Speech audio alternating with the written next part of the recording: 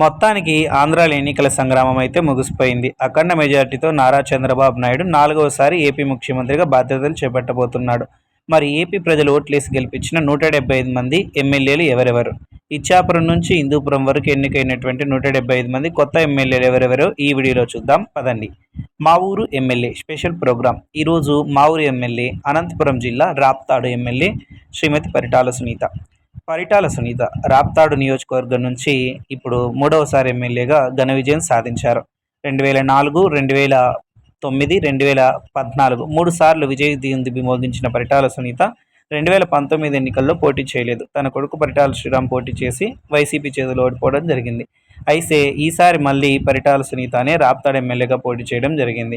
మరి రాప్తాడులో ఘన విజయం సాధించిన పరిటాల సునీత మంత్రిగా చంద్రబాబు నాయుడు కేబినెట్లో ఉండబోతున్నారంటే ఖచ్చితంగా ఉండబోతున్నారంటున్నాయి టీడీపీ వర్గాలు. Please subscribe.